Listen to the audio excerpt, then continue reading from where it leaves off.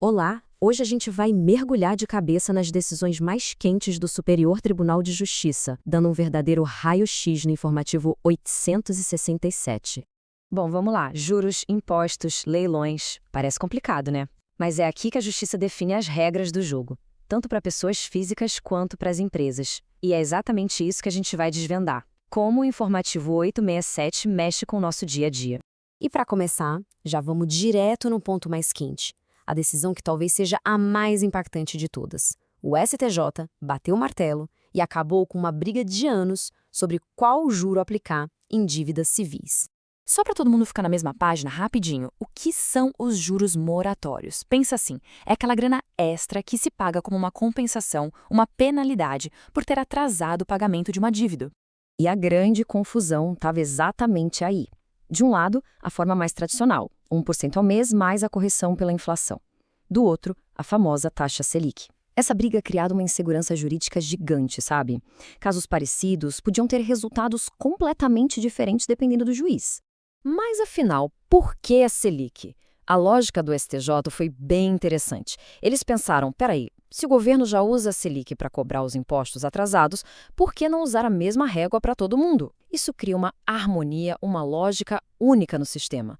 Além disso, a Selic já embute a inflação, então resolve o problema de usar dois índices de uma vez só. É uma forma de alinhar o direito civil com a realidade econômica do país. Então, o resumo da ópera é esse. A partir de agora, a regra é clara. Para dívidas civis, a taxa de juros de mora é a Selic, ponto final.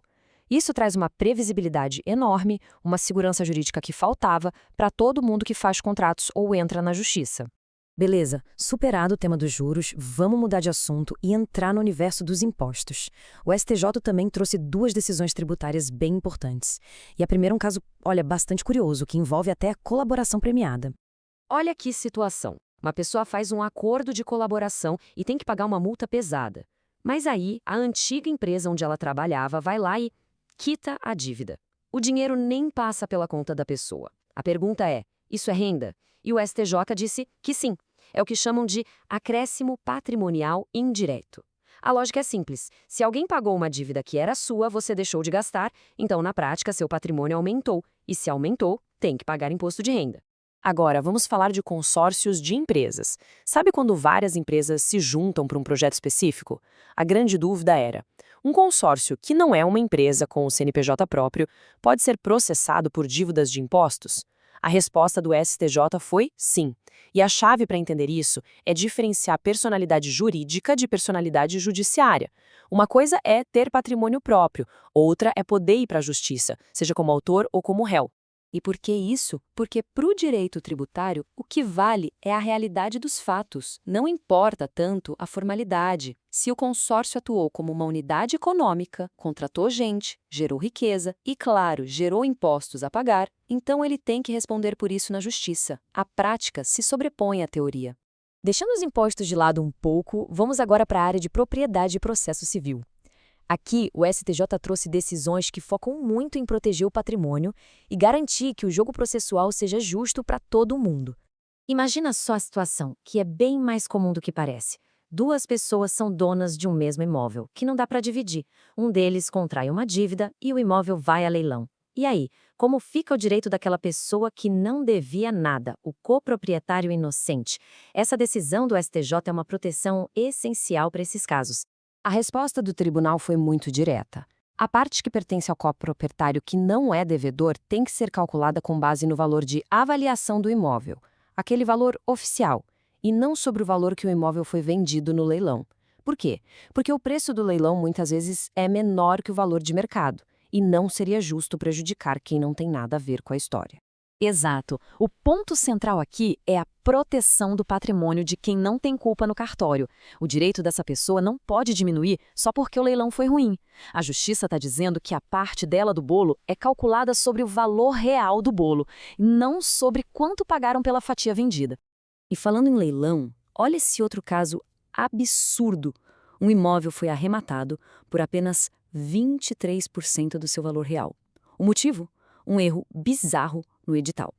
O anúncio dizia que era só um terreno, mas na verdade tinha uma construção, uma casa, um prédio ali. Um erro que custou caro para o devedor. Claro que o STJ não deixou isso passar. O leilão foi anulado. A regra é clara. A descrição do bem no edital tem que ser fiel à realidade. Tem que estar atualizada. Isso é crucial para garantir que a venda seja justa e que o devedor não sofra um prejuízo muito maior do que a própria dívida. E para fechar essa parte, uma dica processual, rapidinha, mas importante. O STJ reforçou uma ideia fundamental do direito de defesa. Se uma das partes não teve a chance de se manifestar sobre um ponto específico lá no começo do processo, ela não perde o direito de discutir isso depois. Oportunidade de defesa tem que ser garantida.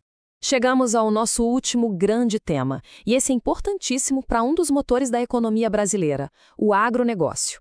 Vamos falar sobre as operações barter e como elas ficam numa situação de recuperação judicial. Bom, o que é essa tal de operação barter? É uma coisa muito comum no campo. Basicamente, é uma troca. O fornecedor entrega insumos para o produtor rural, sementes, fertilizantes, etc.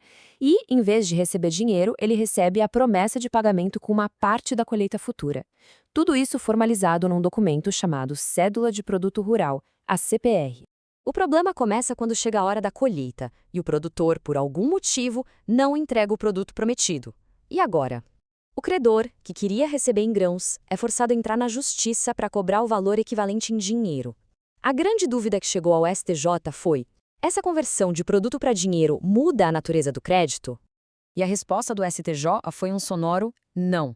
A conversão para dinheiro não muda nada na essência do crédito. Ele continua sendo o que chamam de extraconcursal, ou seja, ele fica fora da recuperação judicial do produtor. Essa é uma decisão que dá uma segurança gigantesca para quem financia o agro através do barter.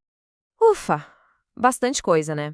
Então, depois de passar por todos esses casos, o que a gente realmente precisa guardar desse informativo 867?